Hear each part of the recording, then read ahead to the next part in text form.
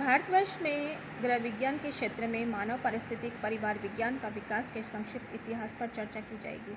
देश के विभिन्न भागों में 20वीं शताब्दी के प्रारंभ से ही अनेक संस्थान थे। ठीक है, जब देश आज़ाद हुआ था उस समय भी भारत में विभिन्न शिक्षा के से संबंधित संस्थान थे, जिनमें भोजन, पोषण, वस्त्र उद्योग, विस्तार, शिक्षा पाठ्यक्रम की शुरुआत की गई थी।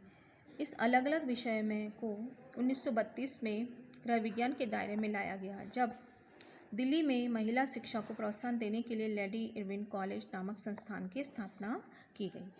इस ब्रिटिश राज्य से भारत की स्वतंत्रता से पहले का समय था, जब बहुत कम लड़कियां विद्यालय जाती थी। महाविद्यालय महिलाओं की उच्चतर शिक्षा को शायद ही कोई संस्थान मौजूद था। मतलब विद्यालय शिक्षा तो थी और इस विश्वविद्यालय स्तर पर महिलाओं का प्रवेश कम ज़्यादा थी। ठीक है, भारत की स्वतंत्रता के आंदोलन की जानी मानी महिलाएं शामिल थी। इसमें से सरोजिनी नायडू, राजकुमारी अमृत कौर और कमला देवी चट्टोपाध्याय, जो अखिल भारतीय महिला सम्मेलन की दिग्गज मानी जाती है, उन्होंने लेडी इरविन कॉलेज की स्थापना की। उस समय भारत में लॉर्ड इरविन ब्रिटिश वायसराय थे, जिनकी पत्नी लेडी डोरोथी इरविन ने इस कॉलेज की स्थापना में समर्थन दिया। अतः यह कॉलेज लेडी इरविन के नाम से रखा गया। महिलाओं की भूमिका और दायित्व के विषय में जागरूकता लाने के संस्थापकों के अनुभव किया गया है।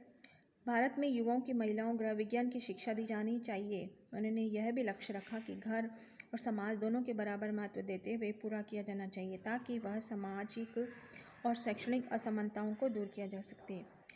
उन्होंने महिलाओं को अपनी क्षमताओं तक पहुंचने में बाधा डाली।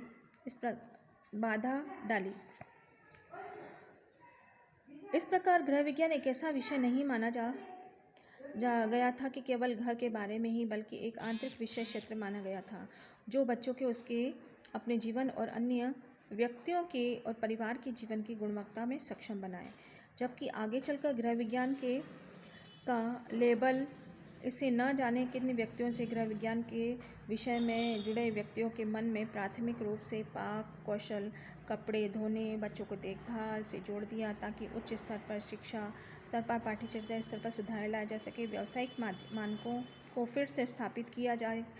हाई स्कूल स्तर पर दोबारा स्थापित करके उन्हें अनेक वर्ष का समय लग गया। फिर भी इस विषय में महिलाओं वर्ग के साथ साथ भोजन पकाने, कपड़े धोने को शामिल बनाए रखा। वास्तव में ये एक ऐसा कारण है जिसकी वजह से लड़कों ने स्कूल में इस विषय का प्रवेश नहीं लिया, अर्थात इसे पढ़ने में बचते रहे, क्योंकि उन्हें केवल लड़कियों के विषय ही मानते हैं। इस विषय के बारे में एक मिथ्या धारणा यह भी थी कि यह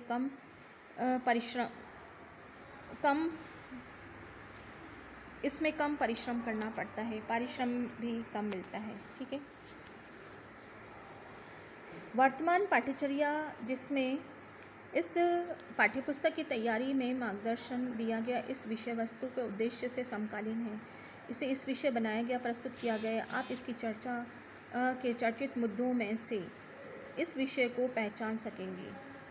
शीर्षक मानव परिस्थिति परिवार विज्ञान के पाठ्यक्रम की भावना प्रदर्शित करने के लिए सर्वाधिक उपयुक्त माना गया है।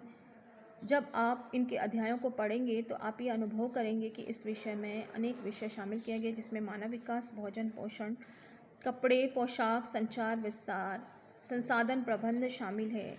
इन विषयों की जानकारी जीवन की गुणवत्ता को बनाए रखना और उसमें वृद्धि के लिए अनिवार्य है, चाहे आप गांव में रहते हो, कस्बे में रहते हो, पुरुष हो या महिला हो। आशा है कि इस पाठ्यपुस्तक से युवाओं के जीवन में विभिन्न उन विषयों का उत्तर प्राप्त करेंगे, जिससे उत्तर पाने में केवल परीक्षा उत्तीर्ण करने का ही माध्यम नहीं है। तो मैंने ये आप लोगों के लिए एक जो बच्चा विद्यालय पे नहीं जा पा रहा है, और तो ये एक मैंने आप लोगों के सुविधा के लिए ये आप लोगों को दिया है। अभी पहला लेसन मैंने ये पूरा किया है।